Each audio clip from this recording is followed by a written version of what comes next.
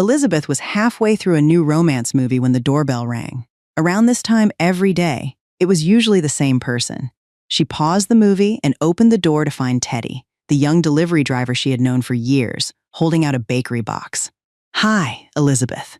Your peach pie for today. Enjoy." "Thank you, Teddy." Elizabeth paid him and added her usual tip. Teddy thanked her and hurried back toward his car, but after a few steps, he stopped and turned around. "Elizabeth, can I ask you something?" "Of course. I've wanted to ask you this for a long time." He pointed at the box in her hands. "Why do you order the same thing every day? Don't you ever get tired of it?" "Oh, I get tired of it," Elizabeth said. Teddy had not expected that answer. "Some days I don't even finish it. Then why keep ordering it?" Elizabeth shifted the box to her other hand. "Brian and I used to eat peach pie when we were younger. We both liked it. I suppose that's how it started." Teddy knew Brian was her husband.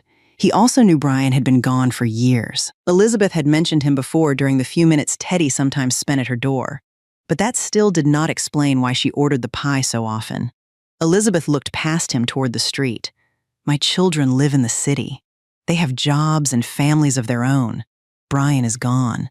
Most days, nobody has a reason to come here." Teddy stopped smiling. Elizabeth nodded toward the box. "If I order something, someone comes to the door." She said it without trying to make it sound sad. "I hear the bell. I open the door. I get to say hello to somebody." Teddy looked past her into the house. The movie was still paused on the television behind the sofa.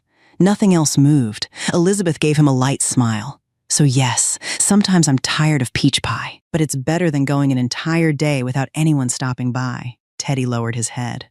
Elizabeth tried to make the moment easier. "Don't look at me like that. I'm not ordering all this pie just to see you." Teddy laughed, but when he looked back at her, his expression had changed. "Then whenever I'm nearby and I have a little time, I'll come ring your doorbell and say hello." Elizabeth stared at him. "You don't have to do that. I know you have deliveries. I know that too." Elizabeth waved him away. "Then go. Someone is probably waiting for their dinner." Teddy smiled. "I'll see you, Elizabeth. Drive safely." He turned and walked back to his car. Elizabeth watched until he got in. Teddy closed the door, sat behind the wheel for a few seconds, and wiped one eye with the back of his hand. Then he checked the next address on his phone and drove away. Elizabeth remained on the porch until his car disappeared at the end of the street. Then she went back inside and closed the door. Elizabeth had lived in the same one-story house for 35 years. She and Brian had bought it when Nina was still a little girl and Jack had not yet started school. Back then, the house had never been quiet. Mornings began with breakfast, missing shoes, school bags, and someone always running late. Evenings brought dinner, homework, and Brian coming home from the repair shop with grease still caught beneath his fingernails. There was always something that needed attention. A sick child, a broken appliance, a bill that arrived at the wrong time. Elizabeth handled the house and the children while Brian worked as a mechanic. It was the life they had built together, and for years, neither of them had much time to imagine anything else. As Nina and Jack grew older, the house changed with them.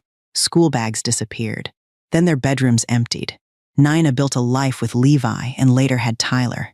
Jack married Summer and became busy supervising construction projects. Both lived within driving distance of Nashville, close enough to visit, but far enough that an ordinary week could pass without anyone coming through Elizabeth's door.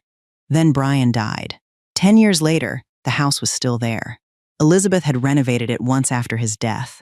The rooms were brighter. The kitchen was newer. But most days, the only sounds came from the television, the air conditioner, or Elizabeth moving from one room to another. Nina and Jack had not abandoned their mother. Nina, now 39, worked at a bank and lived in the city with her husband, Levi, and their young son, Tyler.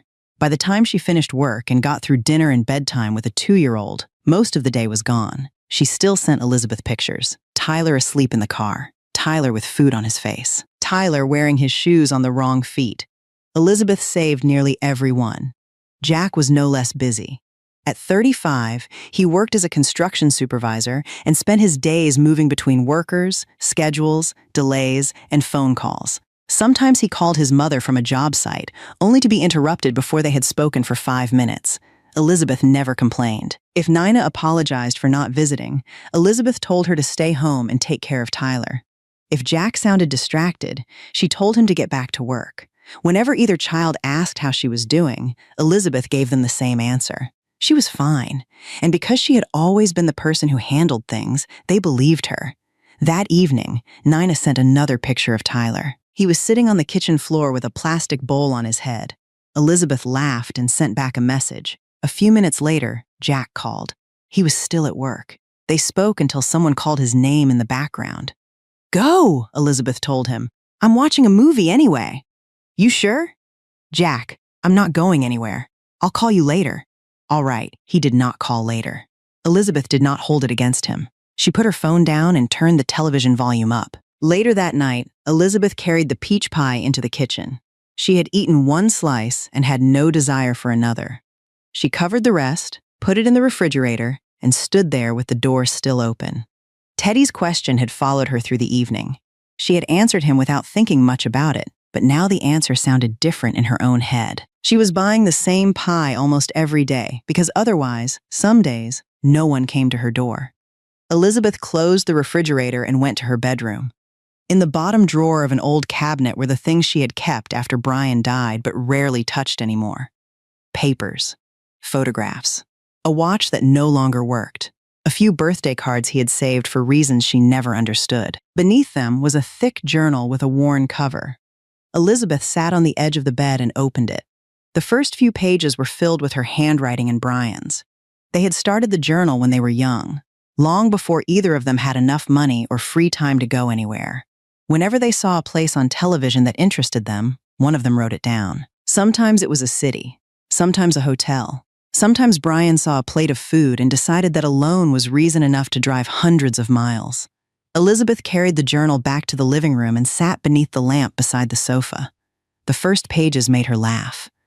Brian had crossed out one of her choices and written that he refused to spend his vacation looking at old buildings. Elizabeth had written underneath that no one was asking him to understand the buildings, only to stand beside her and be quiet. On another page, Brian had listed 3 different foods he wanted to try in the same city.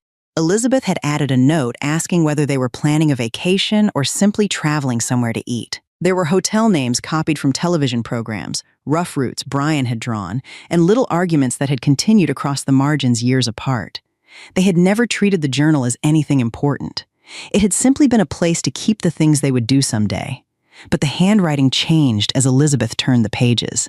The entries became farther apart, then shorter. Nina and Jack were growing up by then. There were school expenses, repairs, work, and bills. A place they wanted to visit might be written down, but months could pass before either of them added anything else. Near the end of the filled pages, Elizabeth found a photograph tucked beneath the paper corner where Brian had placed it years ago. She pulled it free. She and Brian were standing behind Nina and Jack, both children still young enough to fit between them. Elizabeth remembered that period clearly. She and Brian had been tired almost all the time. There was always somewhere one of the children needed to be, and something the family needed to pay for. They had talked less about traveling then. The photograph was the last thing they had added to the journal. Elizabeth turned the page. Blank. She turned another. Blank again. Every page after that was empty. Elizabeth went back to the beginning and read the journal again, this time without skipping anything. She found places she had forgotten and plans that had once seemed so certain. There was a hotel she and Brian had seen on a travel program one night. Elizabeth had loved it immediately. Brian had complained about the price before the program even ended. They argued about it for the rest of the evening, then wrote the hotel down anyway. Brian had added that they could stay there after he retired, when he would finally be too old to care how much it cost.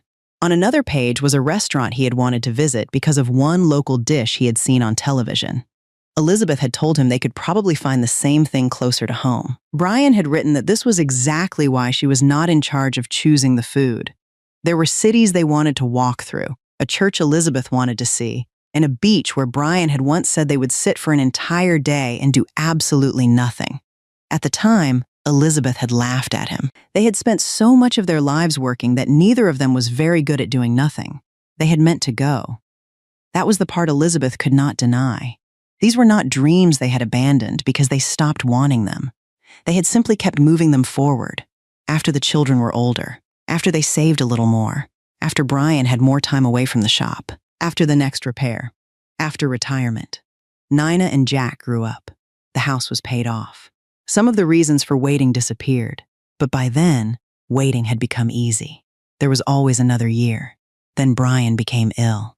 After that, no one opened the journal to talk about hotels or beaches. Elizabeth sat with it across her lap until the television program ended and another began without her noticing. She looked at the family photograph again, then at the empty pages behind it. For 10 years after Brian died, she had remained in the house they bought together. She had repaired it, cared for it, and kept living the way she knew how. Her children called. They sent pictures. She told them she was fine. Most days, she was. But earlier that afternoon, she had admitted to a young delivery driver that she sometimes bought food she did not want because it gave someone a reason to ring her doorbell. Elizabeth looked down at the journal. She was 65 years old.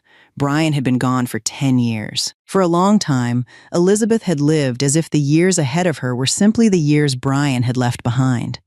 She turned back to the pages they had filled when they still believed there would always be a later. Elizabeth found Brian's photograph among the things she had brought from the bedroom and placed it beside the journal.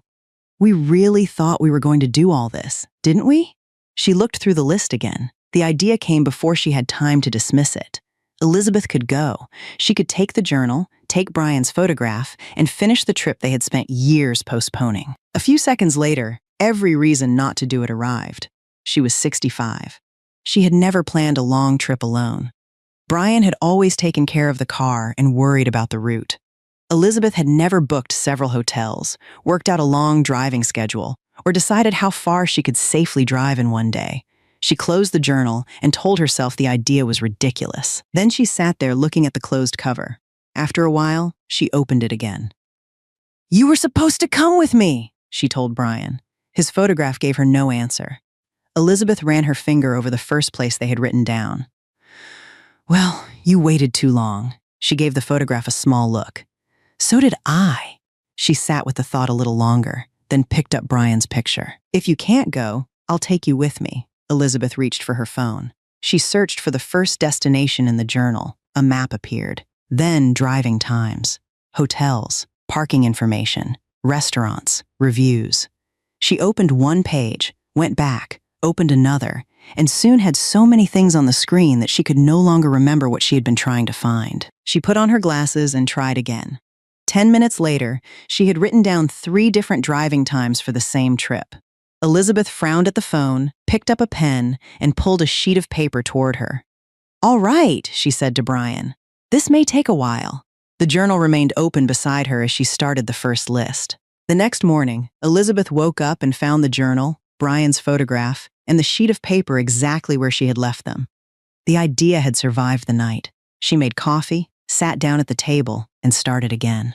The first destination was New Orleans. In the journal, getting there had taken only a few lines. Brian had written down the city, the hotel they had seen on television, several places they wanted to visit, and enough food to keep them there much longer than Elizabeth thought necessary. On her phone, the same trip looked far more complicated. Elizabeth searched for the hotel, checked the room prices, and almost closed the page. "You picked this place," she told Brian's photograph. "I want that remembered." Then she checked the distance from Nashville to New Orleans. The route looked simple until she began asking questions. How many hours should she drive in one day? Should she stop overnight? Was the hotel close enough to the places in the journal? Did it have parking? Elizabeth began writing numbers on the paper. She added hotel costs and estimated gas, then started again because she had forgotten food and parking. By noon, the table was covered with notes. Elizabeth had opened so many pages on her phone that she kept losing the one she needed. One hotel she liked was nowhere near the places she wanted to visit. Another looked perfect until she tried to understand how much parking would cost. Then she realized she had planned only the first stop and still had the rest of the trip to work out.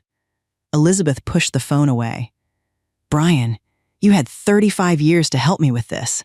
She drank the rest of her coffee cold, pulled the phone back, and kept going. The planning took several days.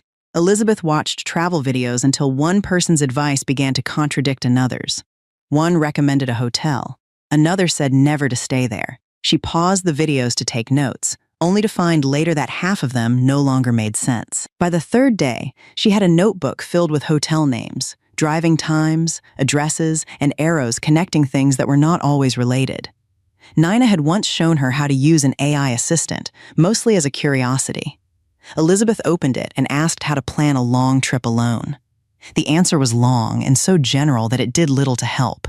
She tried again and got even more suggestions. Then Elizabeth changed the way she asked.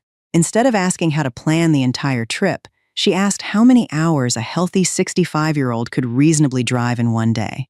Then where she could stop between two specific places. Then what she should keep in the car and how often she should plan a rest day. The answers became more useful as the questions became smaller. Elizabeth checked them against maps, hotel information, and what she had already researched. She still made mistakes. Once, she nearly booked a room for the wrong month and only noticed because the price seemed suspiciously low. But by the end of the week, the mess on the table had started to resemble a plan.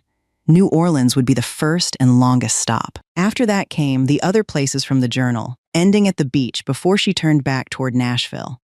Elizabeth estimated the trip would take about a month and left herself extra time to rest. She wrote the dates on a fresh sheet of paper and placed it beside the journal. For the first time, she could see how the trip might actually work. Elizabeth waited until she had a real plan before telling Nina and Jack. She called them together that evening. Nina answered from home after putting Tyler down.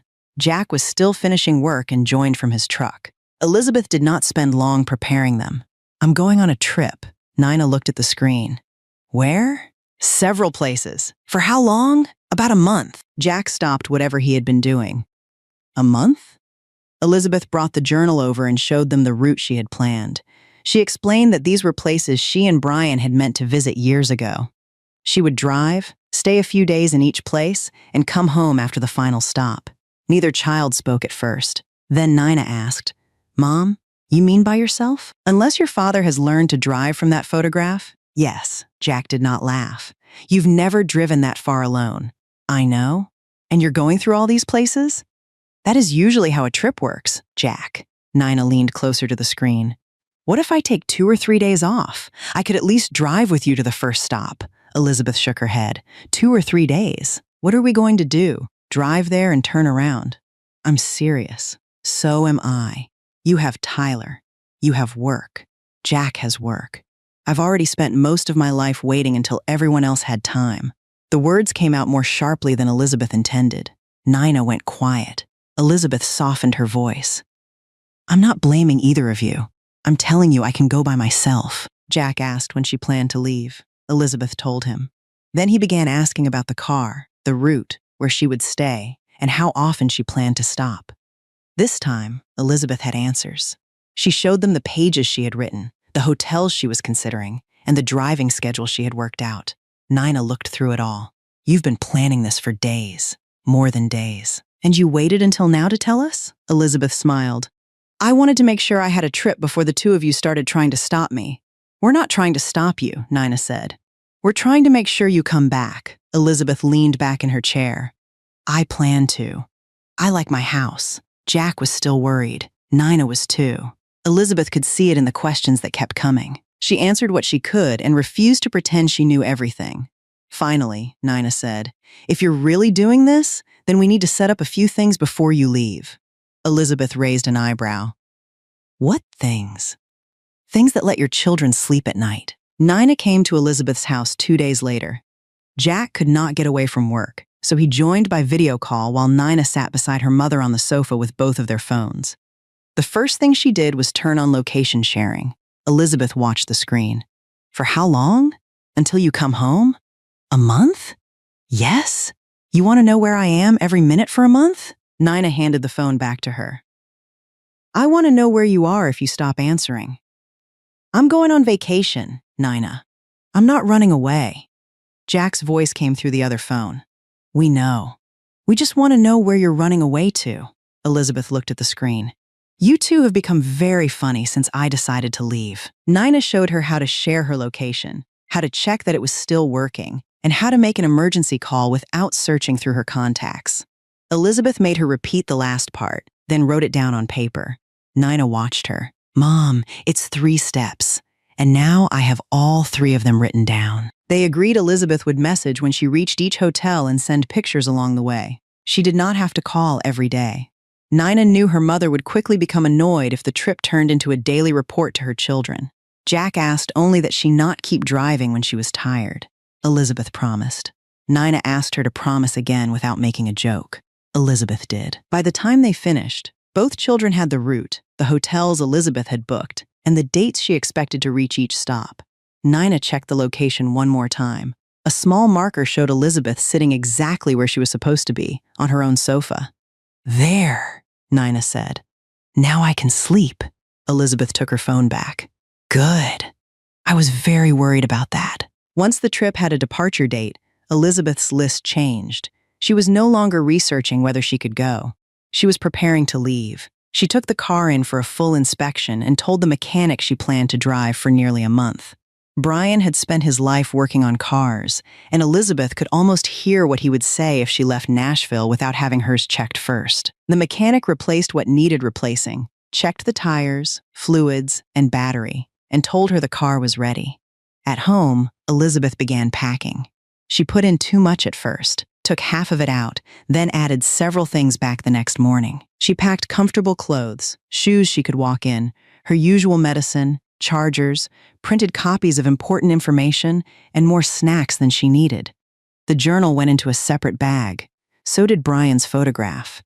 She arranged for the house to be looked after while she was gone and made sure Nina and Jack knew where to find anything important. As the departure day came closer, Elizabeth became less certain at night. During the day, there was always another task. At night, the house was quiet enough for every concern to return. She thought about the long drives, unfamiliar hotels, wrong turns, and all the things she might have forgotten to prepare for. More than once, she looked at the packed suitcase and wondered why a 65-year-old woman who had spent most of her life in the same house had suddenly decided she needed to drive across several states alone. The night before she left, Elizabeth checked the front door twice, went through her list again, and opened the bag containing the journal. Brian's photograph was still inside. She sat on the edge of the bed with it in her hand. "I hope you appreciate how much work your vacation has become." Then she put the photograph back, zipped the bag, and went to sleep. Elizabeth woke before her alarm. She ate breakfast, washed the cup and plate she had used, and checked the house one more time. Her suitcase was already in the car. The bag with the journal and Brian's photograph went on the front passenger seat. Nina sent a message before Elizabeth had even put on her shoes. Jack sent another a few minutes later. Both reminded her to stop when she was tired. Elizabeth replied that she had understood the first 6 times. She locked the door, walked to the car, then stopped halfway down the path. Had she turned off the stove? She knew she had. She went back and checked anyway. The stove was off. Elizabeth locked the door again, returned to the car, and sat behind the wheel. The route to New Orleans was already open on her phone. She looked at the house through the windshield. She had left it thousands of times before, but never without knowing exactly when she would be back. Elizabeth started the engine. Before pulling away, she took a picture of herself in the driver's seat and sent it to Nina and Jack. Jack replied first. "Drive safe." Nina followed. "Call me when you get there." Elizabeth put the phone down. "Everyone has instructions for me," she said, glancing at Brian's photograph. "You're the only one who's been no help at all." She backed out of the driveway and started toward the highway. For the first part of the drive, Elizabeth stayed tense. She checked the map more often than necessary and worried each time the route changed. But Nashville slowly fell behind her. The roads became less familiar. When Elizabeth stopped for her first break, she checked the distance she had already driven and smiled. She was not home anymore. She was on her way to New Orleans. The drive to New Orleans took longer than Elizabeth had expected. She had planned her stops carefully, but planning a long drive and actually sitting behind the wheel for hours were different things. During the first part of the day, she was so focused on the road that she barely noticed the scenery. She checked the map whenever the instructions changed and stayed in the slower lane whenever traffic became heavy. By the time she stopped for lunch, her shoulders were stiff. Elizabeth walked around for several minutes before checking her phone. Nina had already sent a message asking how far she had gone. Jack wanted to know whether the car was running well. Elizabeth sent them both the same picture of her lunch and wrote that she was alive, the car was alive, and everyone could stop checking for at least 2 hours. Then she looked at Brian's photograph on the passenger seat. "They think I'm helpless," she put the phone away. "You would be worse," Elizabeth continued south. As the hours passed, she became less tense. When her back began to ache, she rested. When she needed coffee, she stopped for coffee. She had spent days building a schedule and less than one day learning that she did not have to obey every line of it. By late afternoon, the signs and the map told her New Orleans was getting close. The traffic grew busier, and for the next half hour, Elizabeth followed every instruction with complete concentration. Then the city she and Brian had written about decades earlier was no longer a name in a journal. Elizabeth was driving through it. She saw buildings and streets she recognized from the travel programs they used to watch. She missed one turn near the hotel and had to circle back. By the time she finally found the entrance and parked, she was tired enough to stay in the car for a minute before moving. Then she looked at Brian's photograph. "Well," she said, "we made it." Elizabeth took a picture from the driver's seat and sent it to Nina and Jack. "Made it to New Orleans." Nina replied almost at once. Jack followed a few minutes later. Elizabeth read both messages, picked up the bag containing the journal, and went inside. Elizabeth had seen the hotel for the first time more than 30 years earlier. She and Brian had been watching a travel program after Nina and Jack were asleep when it appeared on the screen. Elizabeth had loved it. Brian had asked the price, heard the answer, and said they could admire it perfectly well from the sofa. They argued, laughed, and wrote the name in the journal anyway. Years later, Brian had added another note beneath it. "After retirement, when I'm too old to care about the bill." Elizabeth had found the line again while planning the trip, and despite the price, she booked a room. Now she stood in the lobby with her suitcase beside her and looked around. The place was not exactly as she remembered it from television. Some things were grander. Others looked far more ordinary when there were guests checking their phones, luggage being rolled across the floor, and Elizabeth trying to understand where she was supposed to go next. She checked in, found the elevator, went to the wrong side of the hallway, and finally reached her room. After setting down the suitcase, she opened the curtains and looked outside. For several minutes, Elizabeth did nothing else. Then she took the journal from her bag. She found the page with the hotel name and read Brian's old complaint about the price. "You were right about one thing," she said. "It is expensive." Elizabeth placed his photograph on the table near the window. "But you're not paying for it, so I don't want to hear any more." She laughed at her own joke, then sat down with the journal. For years, every place inside it had belonged to the future. Someday. Later. After retirement. Elizabeth took out her pen and made a small mark beside the hotel. She looked at it, decided the mark was too small, and wrote the date next to it. Then she took a picture of the room and another of the view. She sent one to Nina and Jack. Nina replied that the hotel looked beautiful. Jack asked how much it cost. Elizabeth ignored that question. She showered, changed her clothes, and rested longer than she had planned. By the time she was ready to go out again, she had enough energy to be excited instead of simply tired. Elizabeth checked the next item in the journal. Brian had been far more interested in this one than the hotel. The restaurant was on Brian's list because of a dish he had once seen on television. He had talked about it for days afterward and insisted that if they ever reached New Orleans, he was ordering his own and refusing to share. Elizabeth had written beneath his note that this was fine because she had no intention of asking. Sitting at the restaurant alone, she read the exchange again and smiled. When it was time to order, Elizabeth asked for 2 servings. The server glanced at the empty seat across from her. "Are you waiting for someone?" Elizabeth looked at Brian's photograph inside her bag. "No, just 2, please." The server did not ask anything else. When the food arrived, Elizabeth placed Brian's photograph on the table across from her. She looked at the 2 plates. "There," she said. "You finally got your own." Elizabeth started eating. She had expected the meal to feel sadder than it did. Instead, she kept remembering how certain Brian had been that this one dish alone justified the trip. After a few bites, she looked at his photograph. "All right, you were right." She ate more. "Don't get used to hearing that." For a while, Elizabeth enjoyed the meal and watched the people around her.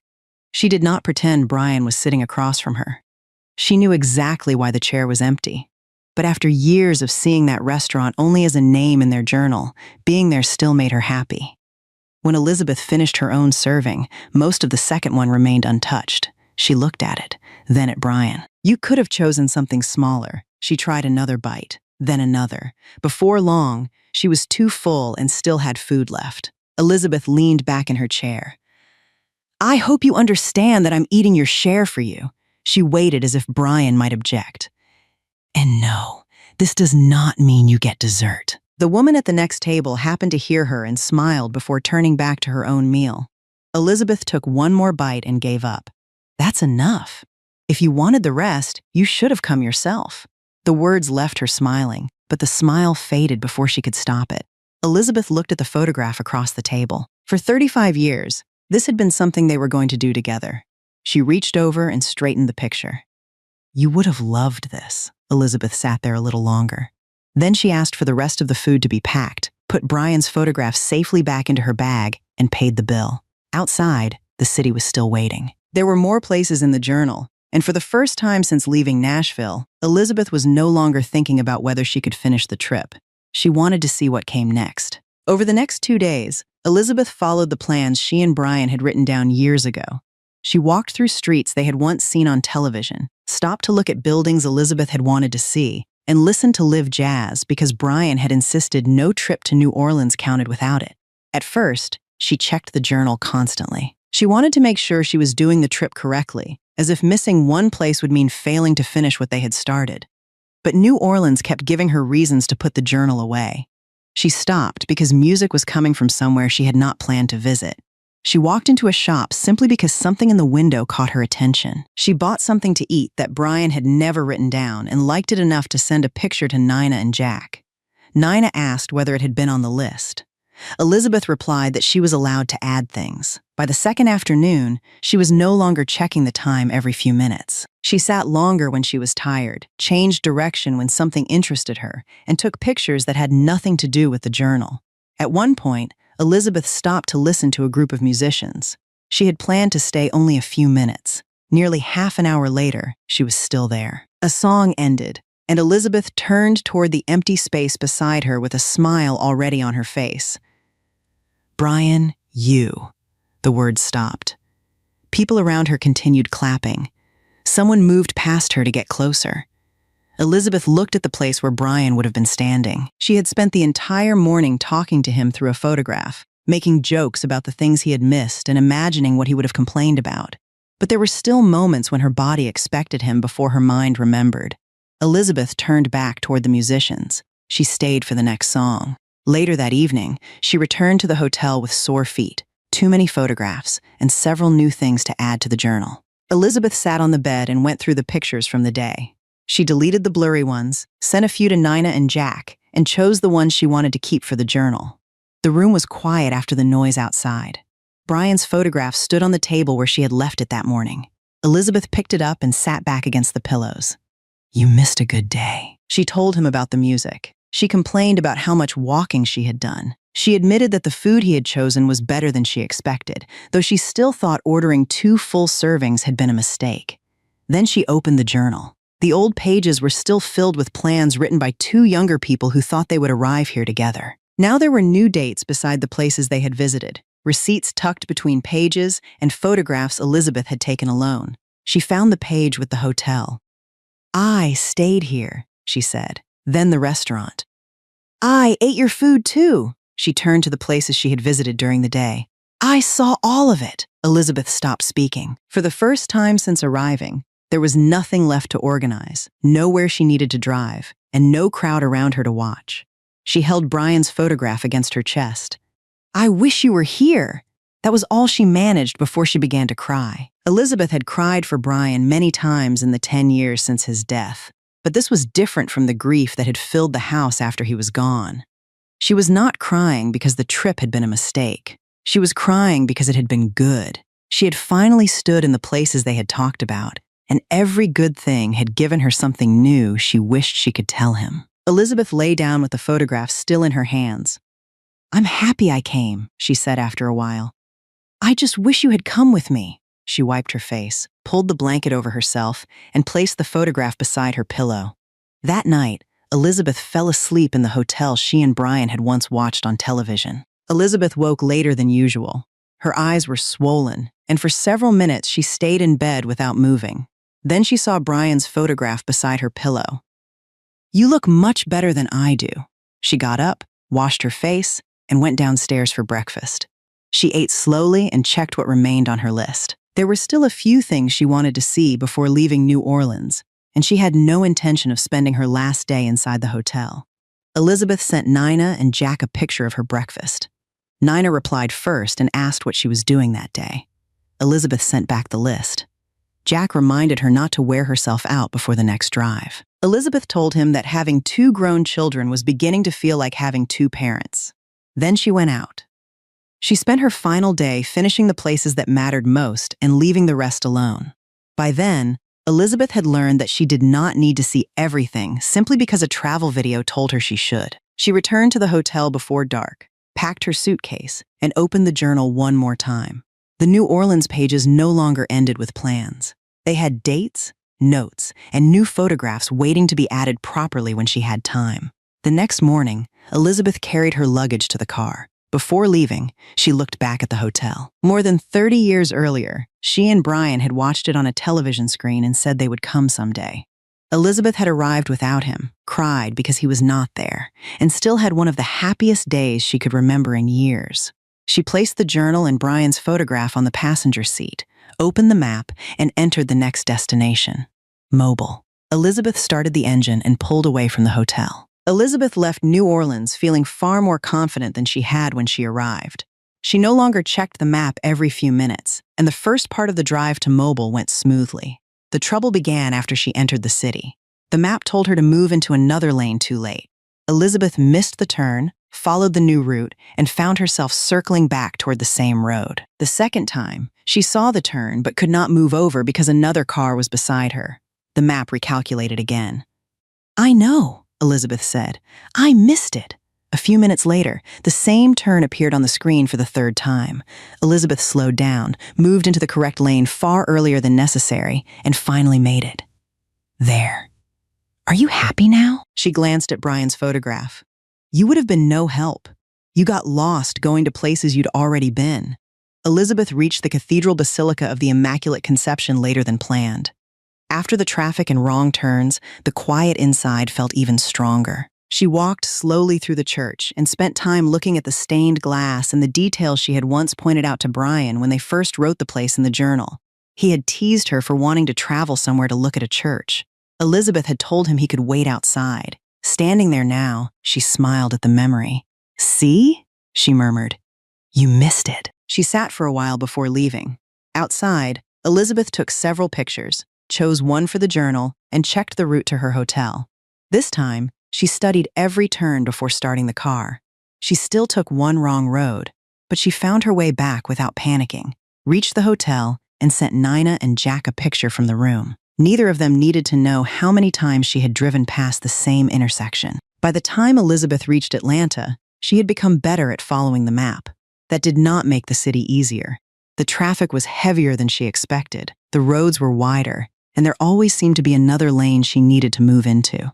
Elizabeth gripped the wheel through the busiest part of the drive and promised herself she would never complain about Nashville traffic again. When she finally reached the hotel, she was too tired to do much that evening. She ate, showered, called Nina briefly, and went to bed expecting to fall asleep at once. Instead, she lay there listening to the city outside. Cars continued moving below. People were still walking along the street. Somewhere nearby, music kept starting and stopping. Elizabeth turned over and pulled the blanket higher.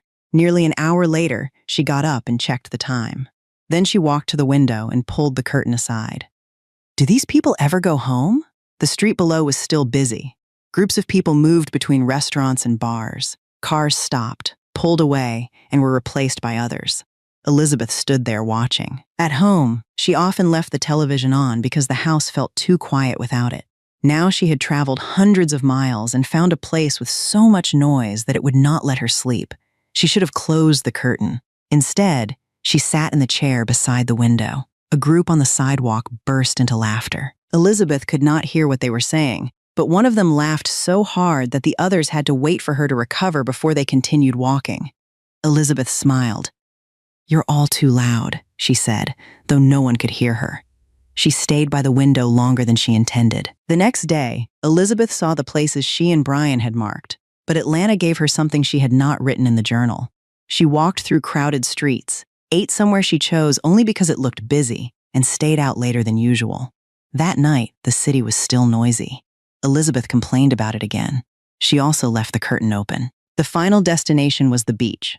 By then, Elizabeth had already spent weeks moving from one place to another, and she was beginning to feel it. She had planned extra stops, packed food and water, and promised both children she would not push herself when she was tired. The first few hours went well. Elizabeth had grown used to the car, the map, and the rhythm of traveling alone. She listened to music, stopped for coffee, and talked to Brian whenever the road became boring. But the distance began to wear on her. Her lower back hurt. Her legs felt stiff each time she got out of the car. She stopped, walked around, and continued. Later, traffic slowed and cost her more time. By afternoon, the remaining distance on the map seemed to be shrinking far too slowly. Elizabeth began calculating whether she could keep going and reach the beach that evening. She had already lost time. If she stopped again, she would arrive later than planned. For the next half hour, she kept driving. Then she caught herself rubbing her eyes and missing part of what the map had just told her. Elizabeth took the next safe exit. She parked, got out, and stretched beside the car. "I know," she said before looking at Brian's photograph.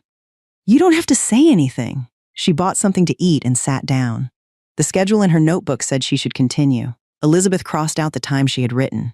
She found a place to stay for the night and finished the drive the next morning. The decision cost her half a day and nothing else. By then, Elizabeth had stopped treating every change of plan as a mistake.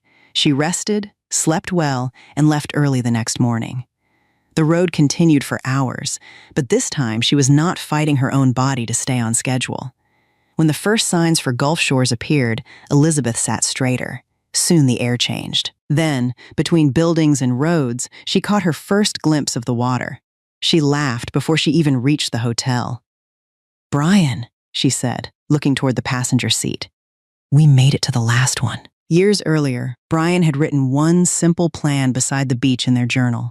Sit there all day and do nothing. Elizabeth had laughed when she first read it again. Neither of them had ever been good at doing nothing. Even on days off, Brian found something to repair, and Elizabeth found something around the house that needed attention. The next morning, she went to the beach with Brian's photograph, a chair, water, and more things than she ended up needing. The sand made carrying everything harder than expected. By the time Elizabeth found a place she liked, she was already annoyed with Brian's plan. "You forgot to write down who was supposed to carry all this."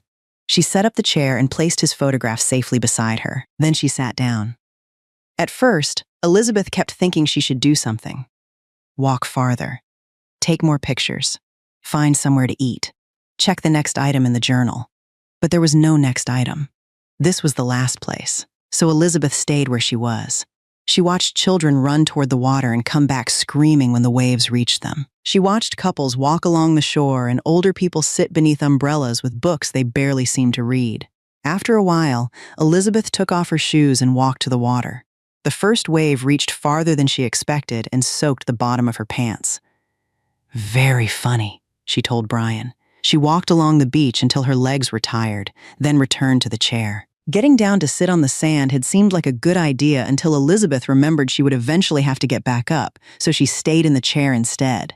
She ate something simple, watched the water, and let the hours pass. No hotel needed to be found. No route needed to be checked. No place had to be reached before closing.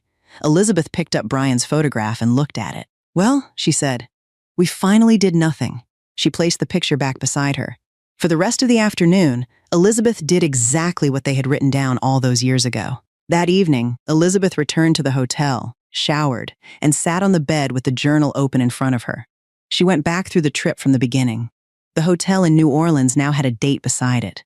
The restaurant Brian had wanted to try had a receipt tucked into the page. There were photographs from the streets, the music, the church in Mobile, the crowded nights in Atlanta, and the beach where she had spent an entire day doing almost nothing. Some of the pictures were good. Others were badly framed or slightly blurred, but Elizabeth kept them anyway. The journal no longer looked like a list of things waiting for another year. She reached the last place she and Brian had planned to visit. There was nothing left after it. Elizabeth closed the journal and held it against her chest. Brian's photograph was on the table beside the bed. She looked at him. "Well," she said, "I finished our journey." Elizabeth stayed there for a while, holding the journal she and Brian had started when they were young. Then she placed it beside his photograph, turned off the light, and went to sleep. Elizabeth woke early the next morning and went downstairs for breakfast. She had nowhere left to reach and nothing left in the journal to complete, so she took her time. She ordered what she wanted, went back for more coffee, and ate until she was completely satisfied. Then she packed the car and sent Nina and Jack a message, heading home. Nina replied that Tyler had been asking about her, though Elizabeth suspected Nina had done most of the asking for him. Jack told her to take her time and stop if she was tired. Elizabeth promised she would. She placed the journal and Brian's photograph on the passenger seat and started toward Nashville. The first part of the drive went smoothly. Elizabeth had already traveled farther alone than she ever expected, and the road home no longer worried her. She stopped when she wanted coffee, stretched when her back hurt, and did not care what time the map said she should arrive. Several hours into the drive, the car began to feel wrong. At first, Elizabeth thought the road surface had changed. Then she heard a sound she had not heard before. She turned down the music and listened. The sound came again. Elizabeth slowed down. "Don't do this," she said. A warning light appeared on the dashboard. She took the next safe place to pull over and stop the car. For several seconds, Elizabeth sat behind the wheel staring at the dashboard. The car had been inspected before she left Nashville. It had carried her through the entire trip without a problem. Now, on the way home, it had decided to stop cooperating. Elizabeth got out and opened the hood. Brian had been a mechanic for most of his working life. Being married to him had taught her enough to recognize a few simple problems and not nearly enough to solve the one in front of her. She checked what she knew how to check. Nothing helped. She searched on her phone, read several possible explanations, and became less certain with every one. "This is when you're supposed to be useful," she told Brian's photograph. The car remained exactly as it was. Elizabeth tried calling for assistance, but the location and the problem made the situation less simple than she hoped. She was still standing beside the car when a truck carrying produce slowed as it passed her. It continued a short distance, then pulled over. A man got out and walked back toward her. "You having trouble?" Elizabeth looked at the open hood. "I was hoping it wasn't obvious," the man smiled. "I'm Michael." "Elizabeth." Michael took a look at the car. He tried several things while Elizabeth explained what had happened. After some time, he stepped back. "I can't fix this out here." Elizabeth had already begun to suspect that. "There's a place not too far from here," Michael said. "We've got tools, better than standing on the side of the road." Elizabeth looked at the car, then at the truck. "Can you get it there?" "Yes," she let out a breath. "Then I suppose that's where I'm going." Michael secured Elizabeth's car and helped her into the truck. Once they were back on the road, Elizabeth looked at the crates of produce behind them. "Were you making deliveries?" "A few. I'm sorry I interrupted your day." "You didn't," Michael explained that the produce came from the place where he lived. Several people there grew vegetables, herbs, and other crops together. Some were used for meals. Some were sold or delivered nearby to help cover everyday costs. Elizabeth asked how large the farm was. Michael thought about the question. "It's not exactly a farm." He explained that the property was home to a small community, mostly older people who lived there and helped with whatever they were able to do. Some worked in the gardens. Others cooked, packed produce, cared for animals, or handled lighter jobs. Elizabeth listened, then looked back at the crates. "And what do you do? Today?" "Apparently I pick up stranded women," Elizabeth laughed. "I was doing perfectly well until the car stopped." Of course, the road narrowed as they continued. Elizabeth expected a repair shop or a farm with a few houses nearby. Instead, when Michael turned onto the property, she saw homes, gardens, storage buildings, people working outside, and animals moving between fenced areas. A dog ran toward the truck before someone called it back. Michael drove past rows of vegetables and stopped near a building where several tools were kept. A man came out to meet them. Michael introduced him as Cornell, the person who managed the community. Michael explained what had happened, and the two men looked at Elizabeth's car again. With proper tools, they were able to identify more of the problem, but the news was not what Elizabeth wanted. A part would have to be ordered. The repair could take several days. "How many?" Elizabeth asked. Cornell gave his best estimate. "About 5. Elizabeth looked at the car. 5 days? Maybe less. Maybe not. Cornell told her there was a place she could stay while she waited. Elizabeth immediately shook her head. I can find a hotel, Michael pointed back toward the road they had just traveled. You can, but you'll need someone to take you there, then bring you back when the car is ready. Cornell told her staying a few days would not be a problem. Elizabeth still hesitated. She had planned to be home. Nina and Jack were expecting her. Her trip was over. Cornell did not pressure her. He simply told her to think about it while they dealt with the car. Elizabeth took out her phone and messaged her children. Car trouble. I'm safe. It may take about 5 days. She sent them her location before either could ask. Then she looked around again. An older woman was carrying a basket of vegetables toward one of the buildings. 2 people were working near a garden. Somewhere farther away, a goat made enough noise to be heard across the property. None of it had appeared in the journal. None of it had been part of Elizabeth's route. She looked at Michael. 5 days. That's what they said. Elizabeth picked up the bag containing Brian's photograph in the journal. All right, but when the car is fixed, I'm going home. Cornell showed Elizabeth to a small, furnished room where she could stay while the car was being repaired. It was simple but comfortable, with a bed, a small table, a bathroom, and a window overlooking part of the property. Elizabeth set her suitcase down and reminded herself that she would only be there for a few days. She called Nina and Jack before either of them could call her. Both wanted to know exactly what had happened. Elizabeth explained the warning light, Michael stopping to help, and the part that had to be ordered. Where are you staying? Nina asked. Here. At the repair shop? It's not a repair shop. That answer created more questions. Elizabeth turned the camera toward the window and showed them the gardens and several small homes beyond them. She explained what Michael had told her about the community. Jack asked whether she knew these people. I know Michael. You met Michael today. Then I've known him all day. Jack did not find that reassuring. Elizabeth reminded them that they could see her location, that Cornell managed the property, and that her car was being repaired nearby. She promised to call if anything changed. After the call, Elizabeth unpacked only what she needed. The rest stayed in the suitcase. She had already spent nearly a month moving from one place to another, but this was different. Every hotel had been somewhere she chose. This place was an interruption. Elizabeth took Brian's photograph from her bag and placed it on the table. 5 days, she told him. Then we're going home. She had barely finished when someone knocked on the door. Elizabeth opened it and found an older woman holding a plate. Cornell said you got stranded. Apparently everyone knows already. There aren't enough of us here for news to travel slowly. The woman handed her the plate. I'm Vanessa, Elizabeth. I know. Elizabeth looked down at the food. What is this? Dinner. I can pay for my meals. Then you can argue with Cornell tomorrow. Vanessa started to leave, then looked back. We eat breakfast early. If you sleep late, Naomi will still save you something, but she'll complain about it. Who's Naomi? You'll know soon enough. Vanessa walked away before Elizabeth could ask anything else. Elizabeth closed the door and looked at the plate. Less than an hour earlier, she had arrived knowing no one except the man who had stopped beside her broken car. Now someone she had never met had knocked on her door because she might not have eaten. Elizabeth sat at the table and had dinner. Elizabeth woke earlier than she needed to the next morning. For several seconds, she did not recognize the room.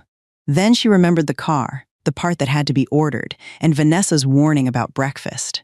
Elizabeth dressed and followed the sound of people toward the common dining area. Vanessa spotted her first and waved her over. Another woman was already sitting beside her. This is Naomi, Vanessa said. Naomi looked Elizabeth over. The stranded one? I have a name, Elizabeth said. Good. That will make this easier. Vanessa pulled out a chair. Elizabeth sat down.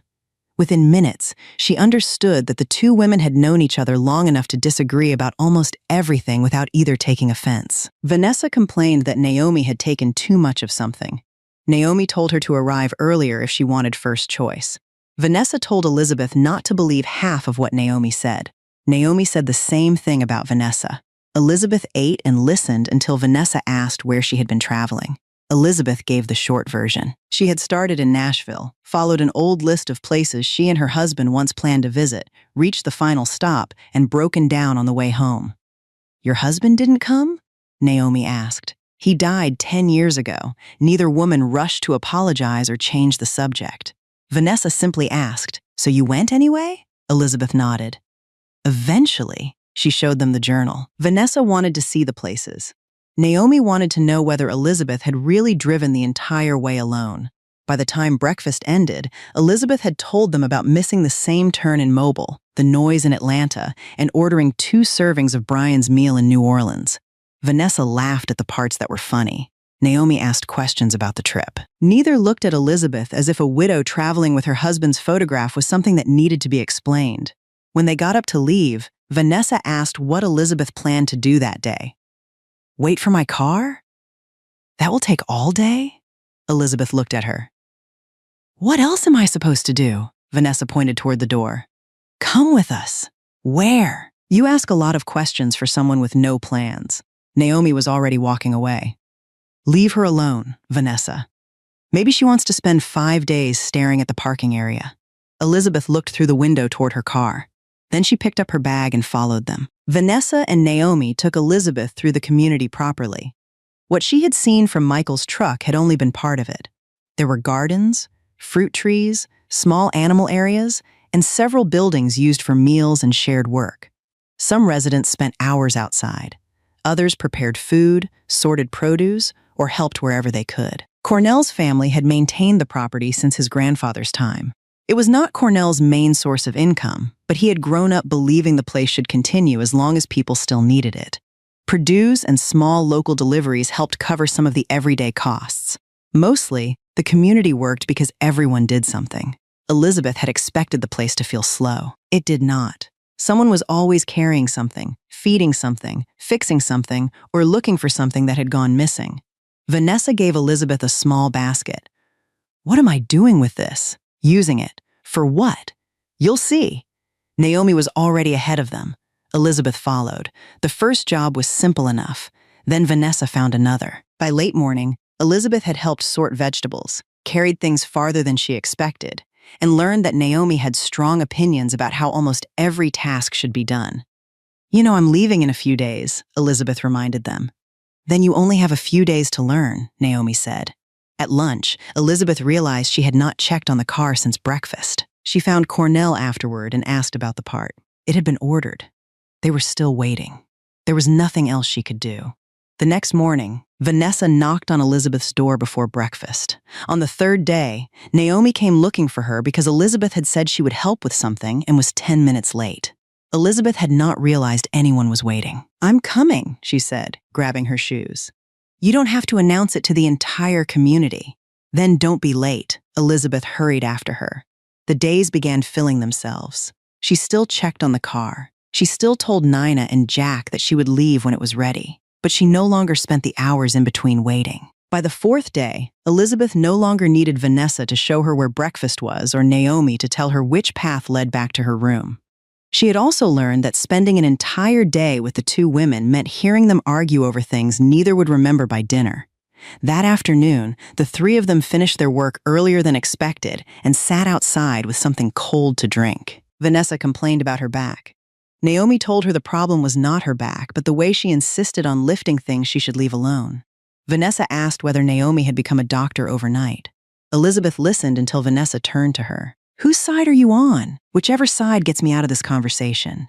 Naomi laughed. Vanessa told Elizabeth she had made a serious mistake by encouraging her. They stayed there after the drinks were finished. The conversation moved from the day's work to children, then to husbands, then to the different ways each of them had ended up there. Elizabeth had heard pieces before, but this was the first time they spoke without another task waiting. Vanessa was 66. Naomi was 63. Both had lived enough of their lives to know that growing older did not always happen the way people expected. There had been families, losses, changes, and years when each of them had needed to work out what came next. Elizabeth did not ask for every detail, and neither woman asked for all of hers. They talked about the parts that mattered. Eventually, Vanessa asked what Elizabeth's life had been like before the trip. Elizabeth told them about Brian, Nina, and Jack, and the house in Nashville. She told them how busy it had once been. Then she told them about Teddy. She had not planned to. But once she began explaining why she had finally opened the journal, there was no way to leave out the young delivery driver who had asked why she ordered the same pie every day. "You ordered pie just so someone would come to the door?" Vanessa asked. Elizabeth looked at her. "You don't need to repeat it like that. I'm making sure I heard you correctly." "You did," Naomi asked. Was the pie at least good? Elizabeth laughed. The first few times that sent all three of them laughing.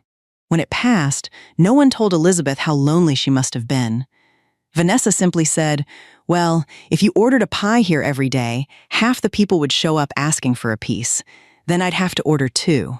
3, Naomi said. Vanessa eats too much." Vanessa turned toward her, and the argument began again. Elizabeth sat between them until the evening air grew cooler. For the first time since arriving, she did not think about how many days remained before she could leave. The next morning, Cornell found Elizabeth while she was helping Vanessa and Naomi. The part had arrived earlier than expected. The repair was finished. Elizabeth could leave whenever she wanted.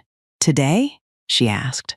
"If you want." This was the news she had been waiting for since the moment Michael pulled her car into the community. Elizabeth thanked Cornell and went to see the car herself. It started normally. The warning light was gone. Cornell explained what had been repaired and told her the car should make the trip back to Nashville without a problem. Elizabeth called Nina and Jack. "The car is fixed." Nina sounded relieved. "So you're coming home?" Elizabeth looked toward the gardens. "Yes. Today?"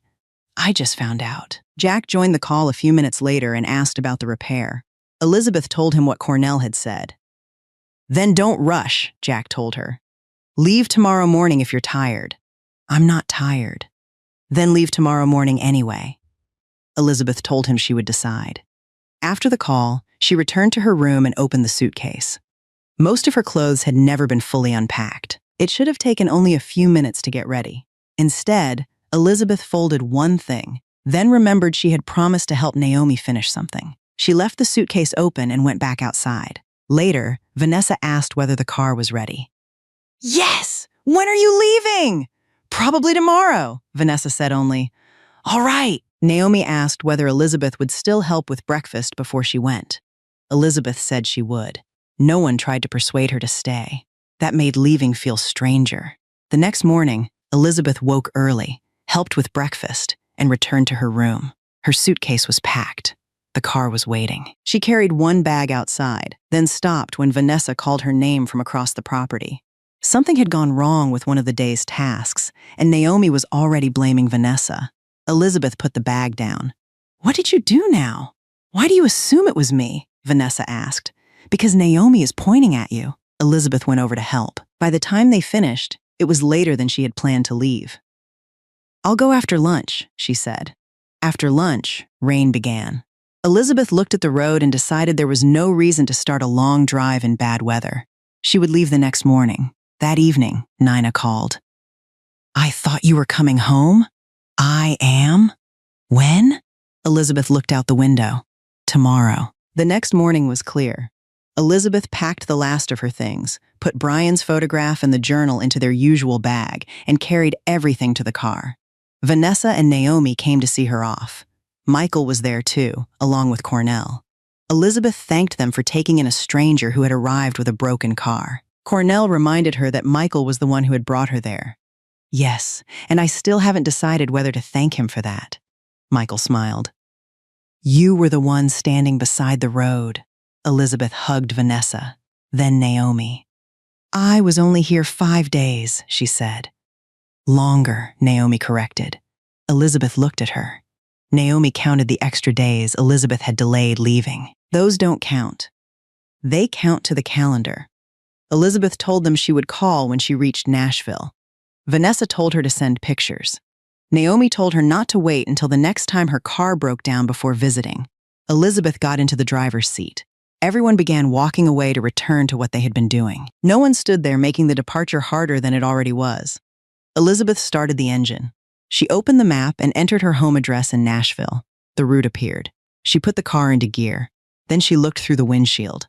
Vanessa and Naomi were walking away together, already arguing about something. Elizabeth watched them until they disappeared behind one of the buildings. The car remained where it was. After a while, Elizabeth turned off the engine. She got out and walked back toward the community. Vanessa saw her first. "Forget something?" "Yes," Elizabeth walked past her. "I forgot I promised Naomi I'd help finish something." Naomi looked at her. "You already did," Elizabeth stopped. "Then find something else." Neither woman said anything for a second. Elizabeth pointed toward them. "And don't make a big deal out of this. I'm leaving tomorrow, Vanessa smiled. Of course you are. Elizabeth spent the rest of the day with them. That night, the suitcase stayed packed beside her bed. The next morning, she did not carry it to the car. Elizabeth stopped saying goodbye. Every morning, she found another reason to stay until the next one. Sometimes the reason was real. She had promised to help Vanessa finish something. Naomi needed another pair of hands. Michael was making a delivery, and Elizabeth had agreed to help prepare what he was taking. Other times, the reason was hardly a reason at all. It was too late to begin the drive. She had slept badly. The weather might change. She should leave after a proper breakfast instead of rushing. Her suitcase remained packed beside the bed for 3 days before Elizabeth finally opened it to take out more clothes. She told herself that did not mean anything. There was no reason to live out of a suitcase while she was still there. Nina called again. Mom, are you coming home? Elizabeth was outside when she answered. Vanessa and Naomi were working nearby. Of course. When? Elizabeth looked toward the two women. Soon. You said tomorrow. That was before yesterday became today. Nina was silent. What does that even mean? It means I haven't left yet. Nina asked whether something was wrong with the car. No. Are you sick? No. Do you need money? Nina. Then why are you still there? Elizabeth opened her mouth, but Vanessa called her name from across the garden. Naomi immediately shouted that Elizabeth should ignore her. Nina heard both voices through the phone. Who was that? Vanessa. And the other one? Naomi? The two women from the pictures? Yes, Vanessa called again. Elizabeth turned away from them. I have to go. Mom, you still didn't answer me. I know. Elizabeth ended the call before Nina could ask again. She stood there with the phone in her hand. The car was fixed. The road to Nashville was open. There was nothing keeping her at the community anymore. Elizabeth! Vanessa shouted. I'm coming! Elizabeth shouted back. She put the phone into her pocket and went to see what they wanted. A few mornings later, Elizabeth woke with a headache and decided to stay in bed a little longer. She had been doing more than usual, and there was no reason she could not take one morning for herself. She sent no message.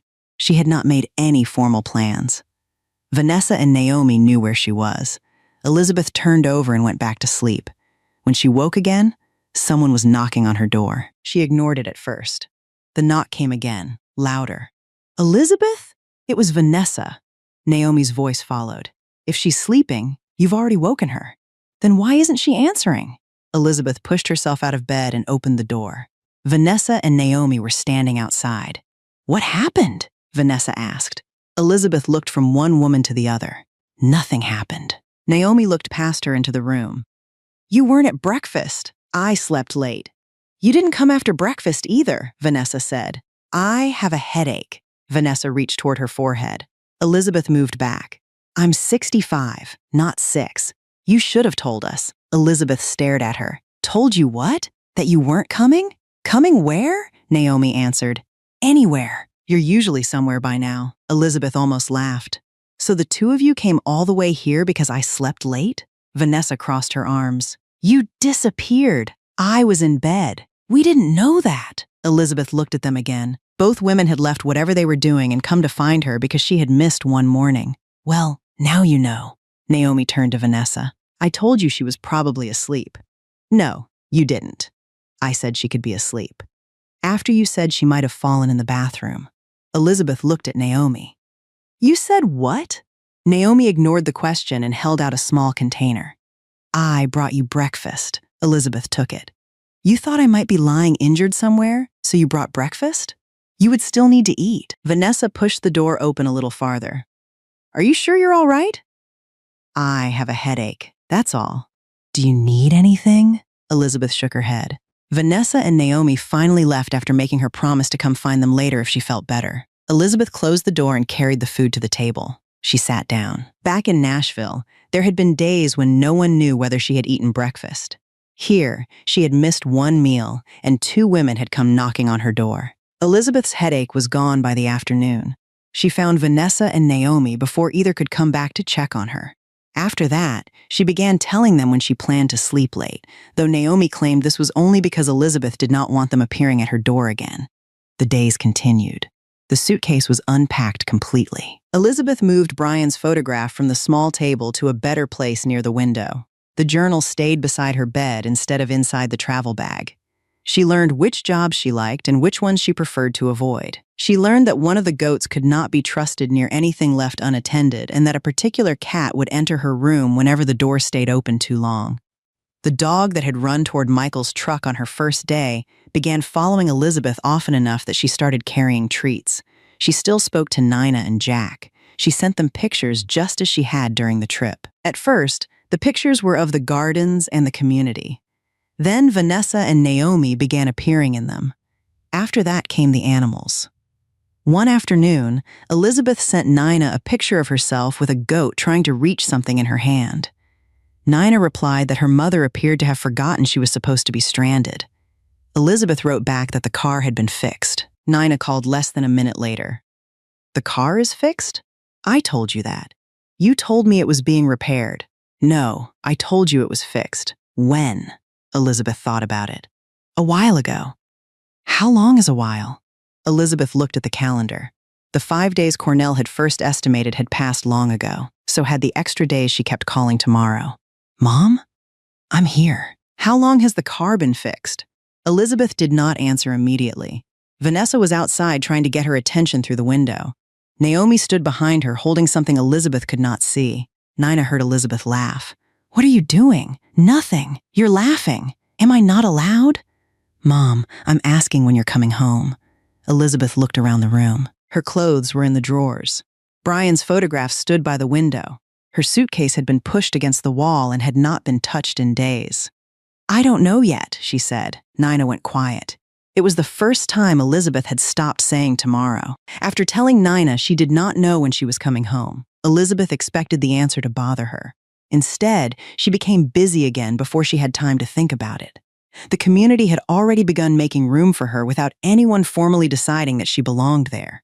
People asked for her when they needed help with things she had done before. Michael sometimes left produce for her to sort before a delivery. Cornell stopped explaining the daily routine unless something changed. Vanessa and Naomi no longer asked whether Elizabeth wanted to join them. They simply told her where they were going and expected her to come. Elizabeth began doing the same. If she did not see Vanessa at breakfast, she asked where she was. If Naomi said she would finish something later, Elizabeth reminded her.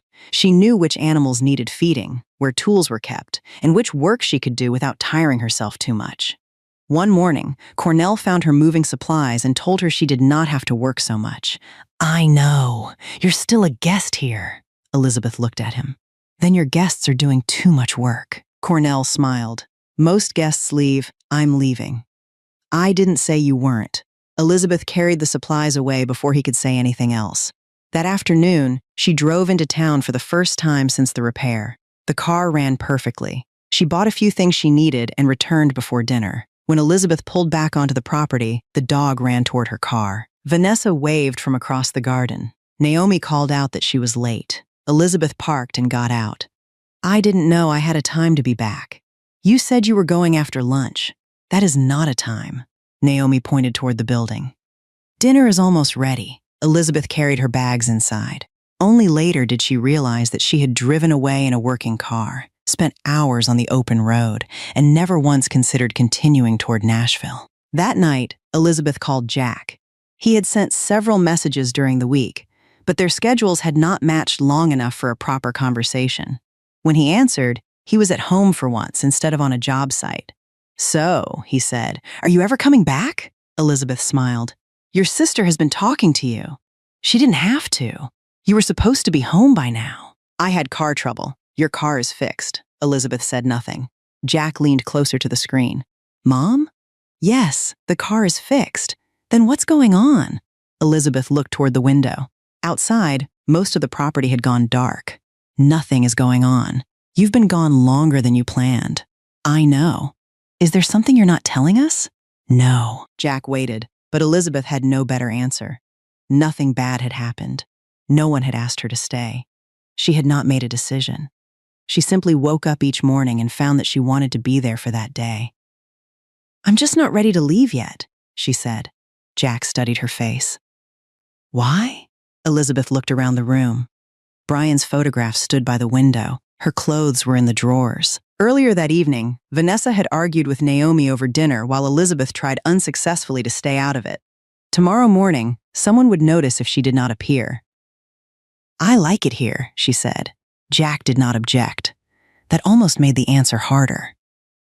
What about the house? He asked. Elizabeth had thought about the house, but only in brief moments. The mail was being handled. Everything important was safe. She could return whenever she wanted. The house isn't going anywhere. Neither are we. I know that. Jack's expression changed. I didn't mean it like that. I know. Elizabeth did know. Jack loved her. Nina loved her. That had never been the problem. I'll be home, she said. I just don't know exactly when. Jack accepted the answer, but after the call ended, Elizabeth remained by the window. For 35 years, the house in Nashville had been the center of her life. Now it was waiting for her, and for the first time, Elizabeth was not sure that waiting was enough to make her go back. The next morning, Elizabeth joined Vanessa and Naomi as usual.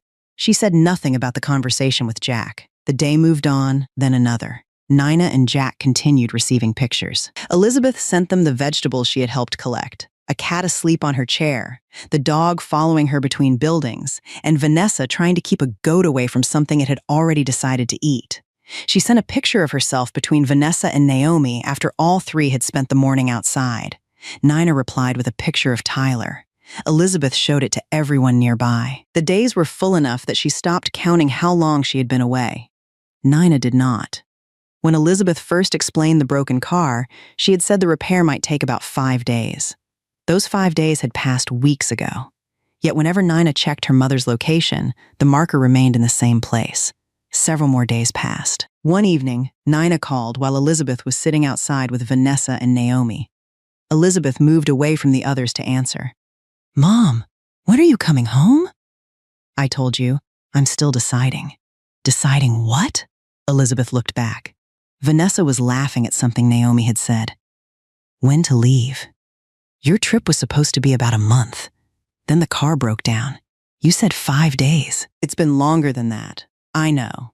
Are you sure everything is okay? Everything is fine.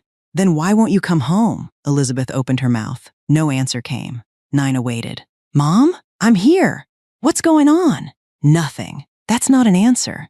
Elizabeth looked toward the room where her suitcase had been empty for weeks. She could tell Nina that she liked the community. She could tell her about Vanessa and Naomi, the work, the animals, and the way her days had begun filling themselves again. But none of that answered the question Nina was really asking. Elizabeth still did not know whether she was visiting or staying. Give me a few more days, she said. For what? Elizabeth could not answer that either. After the call ended, Nina sat with her phone in her hand. Her mother's location had not moved in days. The car was fixed. The trip should have been over. Yet every time Nina asked when Elizabeth was coming home, her mother had less of an answer than before. Nina opened Jack's contact and called him. Jack answered Nina's call on the third ring. What happened? Have you talked to Mom? A few days ago? What did she tell you? Jack was silent for a second. That she likes it there. And when is she coming home? She didn't know. Nina got up from the sofa and walked into the kitchen so she would not wake Tyler. That's what she keeps telling me. Her trip was supposed to take about a month. Then the car broke down, and she said she might be stuck there for 5 days. Jack, the car has been fixed for weeks. I know. Then why is she still there? Jack did not answer. Nina opened the location on her phone again. The marker had barely moved beyond the same area since their mother arrived.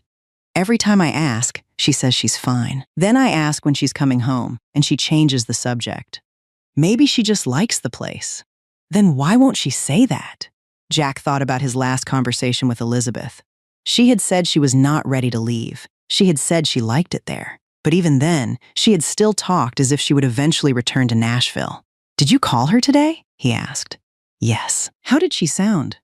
Fine. That's the problem. She sounds completely fine until I ask when she's coming home. Nina lowered her voice. What if something else is going on? Jack sat up. Like what? I don't know. What if she's sick and doesn't want us to worry? What if someone there is taking advantage of her? We don't know these people. She sends us pictures of them every day. Pictures don't tell us everything. Jack looked through the ones his mother had sent. Elizabeth beside a garden. Elizabeth with Vanessa and Naomi. A dog following her. A goat trying to reach into a basket. In nearly every picture, she was smiling. I don't think anyone's keeping her there, he said. Neither do I. But something is wrong, they called Elizabeth together. She answered from outside, and the first thing Nina asked was whether she was feeling well. Yes, Jack asked whether she needed anything. No, Nina asked whether there was any problem she had not told them about. Elizabeth frowned at the screen. Why are the two of you questioning me like this? Because you were supposed to be home. I know. The car is fixed. I know that too. Then when are you coming back? Elizabeth looked away from the screen. I haven't decided yet. Nina and Jack exchanged a look. Decided what? Nina asked. I told you when to leave. Mom, are you in trouble? Elizabeth looked back at them. No, then tell us what's going on. Nothing is going on. Mom, I'm fine. The answer was the same one Elizabeth had given them for years. This time, neither child believed it was enough. After the call ended, Nina called Jack again. I'm going, Jack said. So am I. They began working out what they could leave behind for 2 days. Levi would stay with Tyler. Summer told Jack she would handle things at home and that he should go. Neither Nina nor Jack knew what they expected to find when they reached the community. They only knew that for the first time in years, their mother kept saying she was fine, and they were no longer willing to leave the conversation there. Nina and Jack drove together. During the trip, they went over the same questions until neither had a new answer. If Elizabeth was sick, why had she not told them? If she was in trouble, why did she keep sending pictures? If nothing was wrong, why had she stayed so long without giving them a clear reason? Nina checked the location more than once, even though the marker had not moved. Jack finally told her to stop. She's still there. I can see that. Then why do you keep checking? Because I want to know she's still there. Jack understood, so he said nothing else. As they got closer, Nina began looking through the pictures again. She recognized Vanessa and Naomi from the photographs. She knew there was a dog their mother liked and at least one goat that seemed to appear often enough for Nina to recognize it. She had seen gardens, baskets of vegetables, and people whose names Elizabeth mentioned as if Nina should already know who they were. How long has she been talking about Vanessa? Nina asked. I don't know. And Naomi? I don't know that either. Nina put the phone down. We don't know anything. When they finally reached the property, both expected to spend time searching for the right building. Instead, they had barely driven in when Nina saw someone she recognized from the pictures. Vanessa was carrying something across the property. A little farther away was Naomi. Then Jack pointed toward the garden. There. Elizabeth was outside with both women. Her clothes were marked with dirt, and she was laughing so hard at something that she had stopped what she was doing. Nina slowed the car. Neither she nor Jack spoke. This was not the mother they had imagined during the drive. Elizabeth was not waiting alone in a room. She was not sick. No one was keeping her from leaving.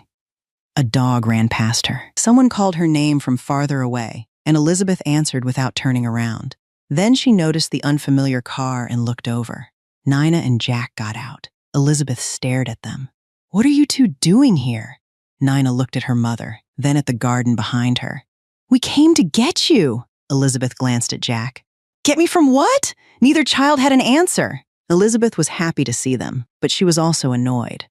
She asked why they had driven all that way without telling her. Nina asked whether she would have given them a straight answer if they had. Elizabeth ignored that and took them to meet Vanessa and Naomi properly. Both women already knew enough about Nina and Jack to make the children realize their mother had talked about them often. Vanessa knew Nina worked at a bank and had a young son. Naomi knew Jack spent too much time at construction sites because Elizabeth complained about it. She complains about me? Jack asked. Constantly, Naomi said. Elizabeth looked at her. That is not true. Frequently, then. Vanessa told Nina she had seen so many pictures of Tyler that she felt she had watched him grow over the past few weeks. Nina looked at her mother. Elizabeth moved on before the conversation could continue. She took her children around the property. What Nina and Jack had seen in photographs was larger and busier in person. People greeted Elizabeth as she passed. She stopped to answer a question, reminded someone where she had left something, and then continued as if this had been her routine for years. Jack noticed the dog following behind them. Is that yours? No. Then why is it following you? Because I'm his favorite. Someone nearby heard her and disagreed. Elizabeth argued back without missing a step. Nina watched her mother. At home, Elizabeth could go an entire day without anyone coming to the door. Here, they could not walk across the property without someone calling her name. Elizabeth showed them where she had been staying. Her suitcase was pushed against the wall. Her clothes were in the drawers. Brian's photograph stood near the window, and the journal was beside the bed. Jack looked at the empty suitcase. "You unpacked." Elizabeth followed his eyes. "I've been here for weeks. What was I supposed to do?" Nina did not answer. Elizabeth asked if they had eaten. "Mom, we drove all this way because we thought something was wrong," Jack said. And you're asking if we've eaten?" Elizabeth looked at both of them. "Well, have you?" Nina almost laughed. "No, then come on." Elizabeth took them toward the kitchen. On the way, Vanessa called after her and asked whether Nina and Jack would be staying the night. Elizabeth turned to her children. "You are staying, aren't you?" Nina and Jack looked at each other. They had arrived expecting to take their mother home. Less than an hour later, they were following her to dinner in a place where everyone seemed to know her better than they did. Elizabeth cooked for Nina and Jack that evening. Vanessa offered to help, but Elizabeth sent her away and told her she had spent enough time interfering in other people's business for one day. Naomi said Vanessa had never believed there was such a limit. Soon, the two women left, and Elizabeth was alone with her children. Nina and Jack sat at the table while their mother moved around the kitchen. For the first time since arriving, the three of them had enough time to talk without anyone waiting for a call to end or needing to get back to work. Nina asked about the trip. Elizabeth told them the parts they had only seen through photographs. She told them about missing the same turn 3 times in Mobile, sitting beside the window in Atlanta because the city was too loud to let her sleep, and stopping halfway through the longest drive because she had finally learned that arriving late was better than forcing herself to keep going. Jack asked about New Orleans. Elizabeth told him about the hotel she and Brian had once seen on television and the restaurant where she ordered 2 servings because his father had always said he wanted his own. "You ordered 2 full meals?" Nina asked. "Your father was very specific. And who ate the second one?" "I tried," Jack laughed. "That sounds like Dad." The conversation continued through dinner. Elizabeth told them about the final night at the beach, the broken car, Michael stopping beside the road, and the 5 days that had somehow become weeks. Nina looked toward the door Vanessa and Naomi had left through. "You really like them. Most days." "Mom," Elizabeth smiled. "Yes, I do." Nina was quiet for a while. Then she asked, "Why did you decide to take the trip in the first place?" Elizabeth had told them about the journal, but not everything that happened before she opened it. She set down her fork. "A delivery driver asked me a question." Jack looked confused. Elizabeth told them about Teddy. She told them how often she ordered peach pie and how, one afternoon, he finally asked whether she ever got tired of eating the same thing. "I told him I did," Elizabeth said. Then he asked why I kept ordering it. Nina was already watching her differently. Elizabeth continued. "I told him that if I ordered something, someone had to come to the door.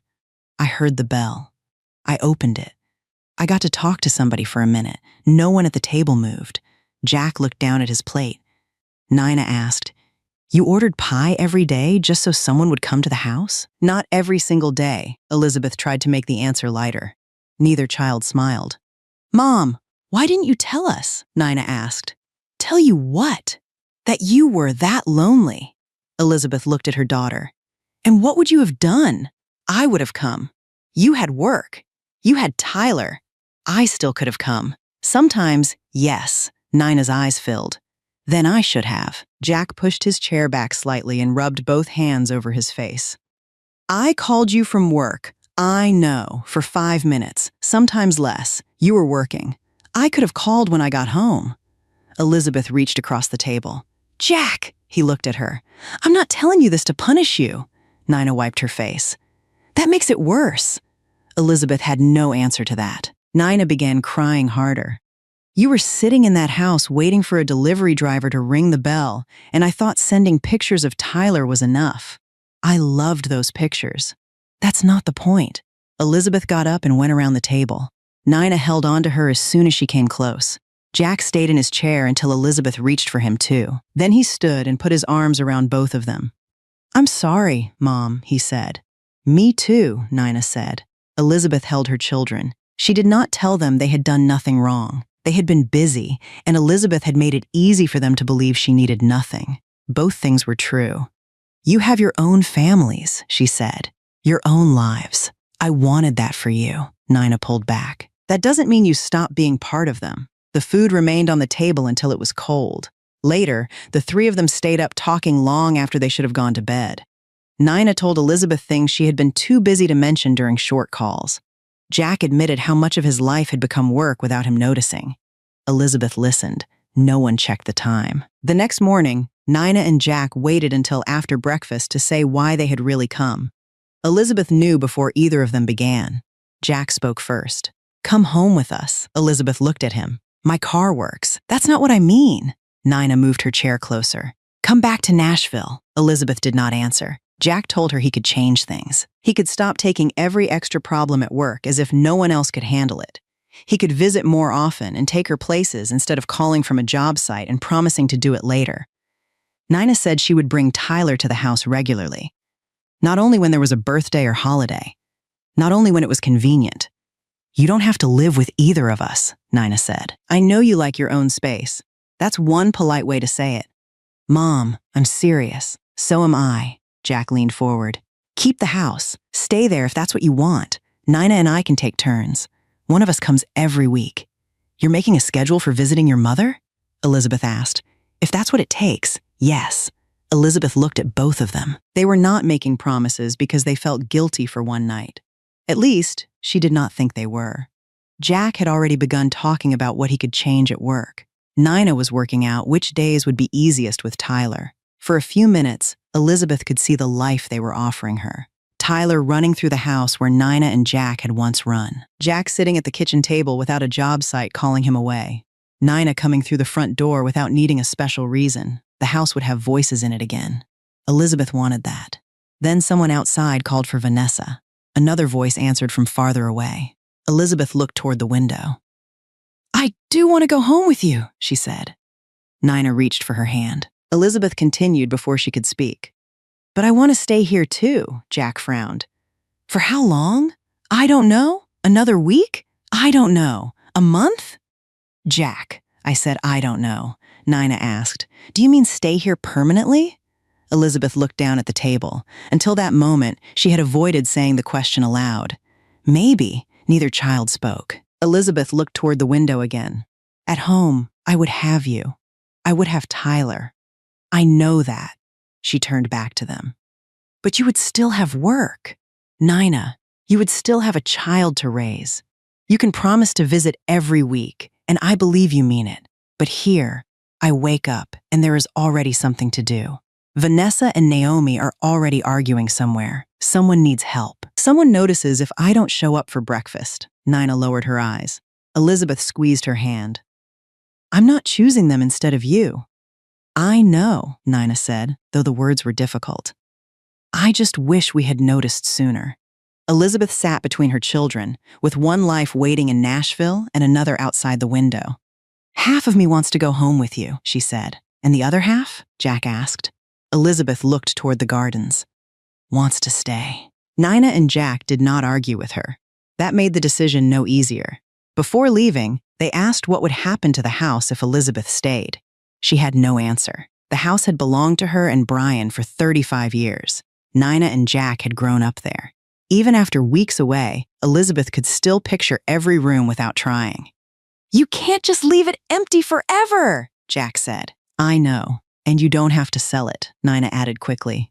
You can come home. You can stay there. We'll do what we said. Elizabeth looked at her daughter. I know. Nina wanted an answer. Jack did too. Elizabeth could see it in the way both of them kept returning to the same questions from different directions. But for the first time in her life, two places were asking something of her at once. The house in Nashville held Brian, her children, and 35 years of her life. The community held people who expected to see her the next morning. Give me a few days, Elizabeth said. To decide? Nina asked. Yes. Jack looked as if he wanted to say more, but he stopped himself. They packed their things. Elizabeth made sure they had food for the drive, even though both told her they could buy something on the road. She ignored them and packed it anyway. Outside, Vanessa and Naomi came to say goodbye. Nina hugged both women. Jack thanked them for looking after his mother. She looks after herself, Naomi said. Vanessa added, mostly, Elizabeth told both of them to go away. Then she turned back to her children. Nina hugged her first and held on longer than usual. Call me. I always call you. Not just when you've decided. All right, Jack hugged her next. If you want me to come back, I'll come. I know. Even if it's tomorrow. Jack. I mean it. Elizabeth held his face between her hands for a second. Go back to work before they realize they can survive without you, he laughed, but his eyes were still wet. Nina and Jack got into the car. Elizabeth stood there until they drove away. This time, her children were not leaving because work had interrupted a 5-minute call or because everyone assumed there would be another week. They had driven all that way for her, stayed beside her, and asked her to come home. Elizabeth returned to her room. Her own car was parked outside, ready to take her back to Nashville whenever she chose. On the table was the journal. Near the window stood Brian's photograph. Outside, Vanessa called her name. Elizabeth looked toward the door, then back at the things she had carried with her from home. She had asked for a few days. Now she had to decide what she wanted to do with them. Elizabeth woke the next morning intending to think seriously about her decision. She had asked Nina and Jack for a few days, and she meant to use them. She ate breakfast, returned to her room, and sat down with a sheet of paper. On one side, she wrote Nashville. On the other, she wrote Stay Here. Elizabeth looked at the two headings. Under Nashville, she wrote Nina, Jack, Tyler, and home. Then she stopped. She knew what waited for her there. She also knew what waited outside her door. Before Elizabeth could write anything under the second heading, Vanessa knocked. Are you busy? Elizabeth looked at the nearly empty sheet of paper. I'm thinking. Can you think later? About what? Vanessa explained what she needed. Elizabeth told herself she would be gone for only a few minutes. By the time she returned, it was almost lunch. Naomi found her before she reached her room and reminded her about something Elizabeth had promised to help with the day before. I said I'd help? Yes. When? Yesterday. I had 2 children here yesterday, and apparently you still had time to make promises. Elizabeth followed her. The paper remained on the table. That evening, she was too tired to look at it. The next morning, she tried again. This time, she did not even make it back to the chair. There was work to finish. Someone needed another pair of hands, and by the time the day slowed down, Elizabeth had forgotten about the list again. By the third day, the sheet of paper still had 4 words on one side and nothing on the other. Elizabeth continued sending pictures to Nina and Jack. A picture of Vanessa holding the vegetables they had collected. A picture of Naomi glaring at the camera because Elizabeth had taken it without warning. A cat asleep on Elizabeth's chair. The dog waiting outside her door. The goat that no one could keep away from anything interesting. In one picture, Elizabeth stood between Vanessa and Naomi, all 3 dirty from working outside and laughing because none of them had managed to take a decent photograph. Nina saved it. Jack replied that his mother looked busier than he was. Neither asked for a decision that day. On the 4th morning, Elizabeth saw the paper on the table and realized she had almost forgotten why it was there. Nina and Jack had not forgotten. They spoke almost every day after returning home, though neither wanted to pressure Elizabeth before the time she had asked for was over. Nina still hoped their mother would come back. She had already talked to Levi about bringing Tyler to Elizabeth's house more often. Jack had started looking at his work schedule and deciding what he could hand over to other people. Both meant what they had promised. Then Elizabeth sent another picture. She was sitting outside with Vanessa and Naomi. The dog was at her feet. Someone had taken the picture while all 3 women were laughing at something outside the frame. Nina sent it to Jack. He called her a few minutes later. She's not coming home, is she?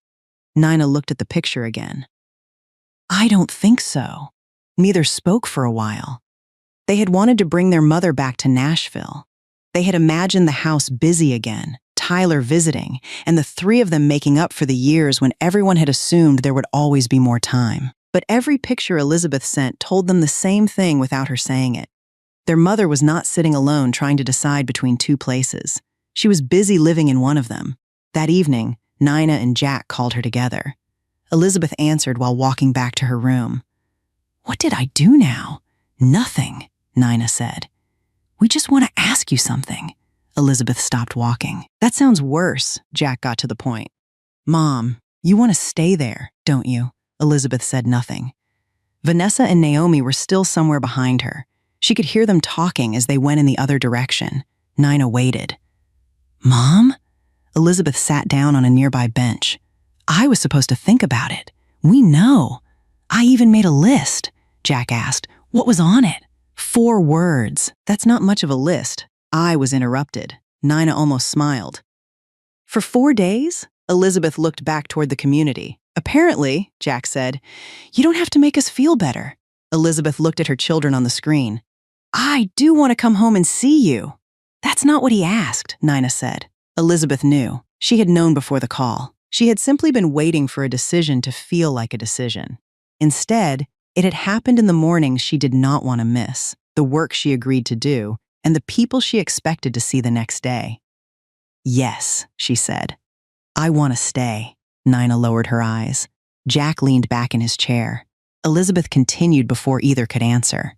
That does not mean I'm disappearing. I have a car. I can come home. You can come here, she pointed at the screen. And you will come here, both of you, with Tyler. We will, Nina said.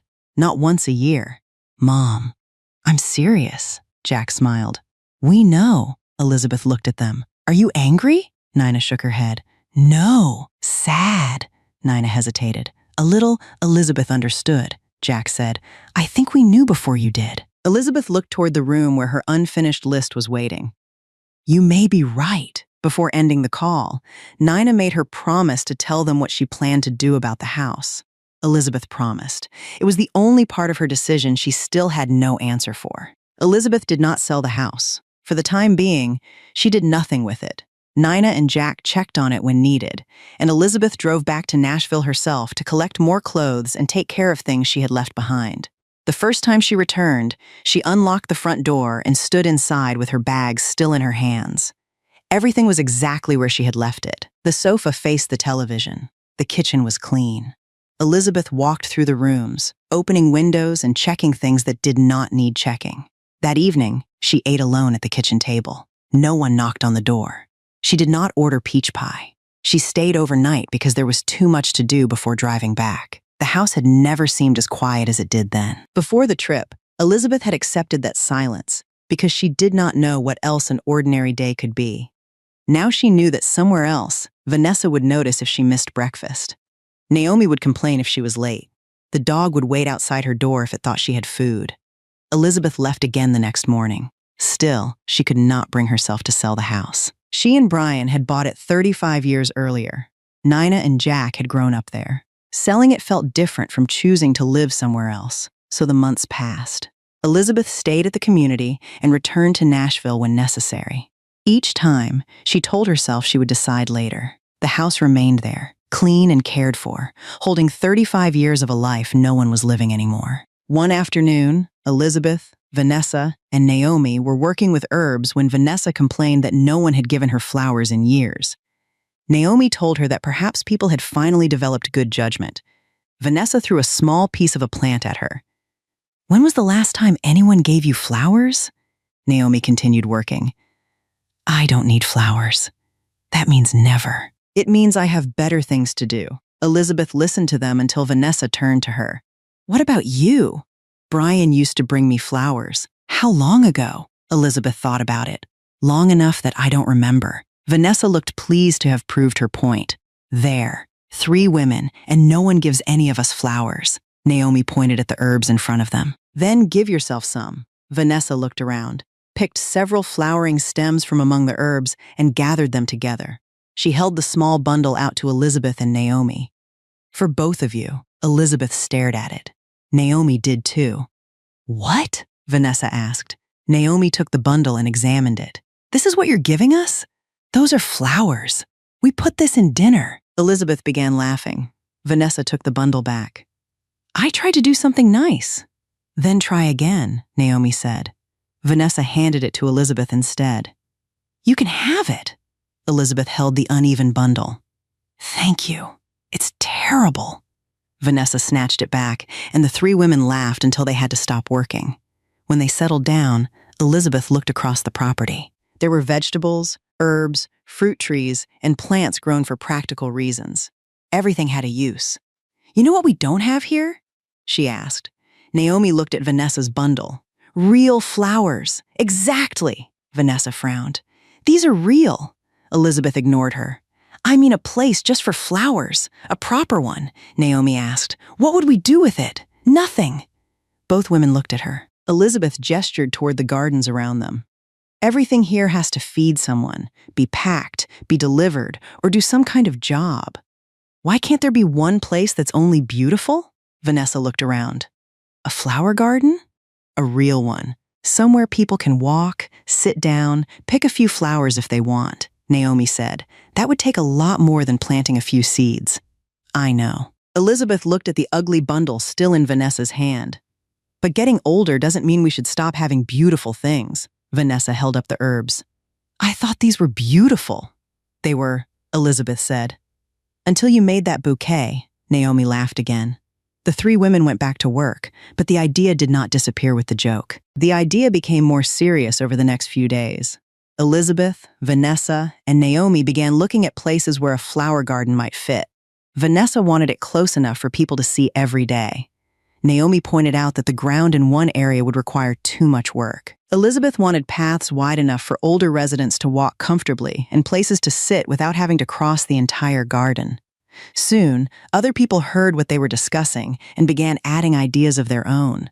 Someone suggested shade. Someone else wanted flowers that would bloom at different times of the year. Cornell listened to all of it before asking the question no one had answered. How are you paying for this? The three women stopped.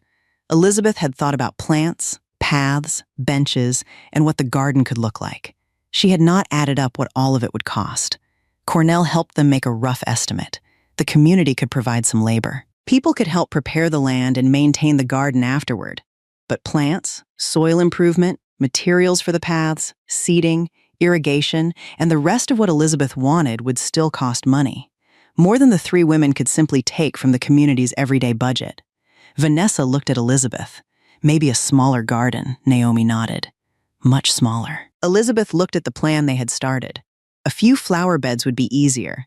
They could plant them near the buildings and stop there. But that was not the idea she had been carrying around in her head. She wanted a place people could enter. Somewhere an older woman could sit for an hour with no job waiting for her. Somewhere flowers did not have to be sold, packed, cooked, or used for anything useful. That evening, Elizabeth called Nina and told her about the problem. Nina listened, then asked, How much would it cost? Elizabeth gave her the estimate. That's not a small project. I know. Are you asking me for money? No. Then why do I feel like I'm about to be asked for money? Elizabeth laughed. I'm just telling you. After the call, she sat beside the window and looked at Brian's photograph. The house in Nashville came to mind before she wanted it to. Elizabeth immediately dismissed the thought. She and Brian had spent years saving for that house. They had bought it 35 years earlier, raised Nina and Jack there, repaired it, paid it off, and held on to it through every change that followed. After Brian died, Elizabeth had renovated it instead of leaving.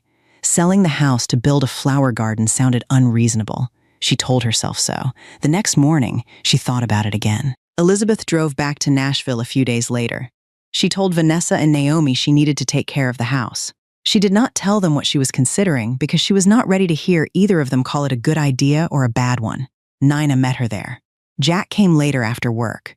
Elizabeth had asked them both to come because if she said the words aloud, she wanted to say them once. They sat together in the living room.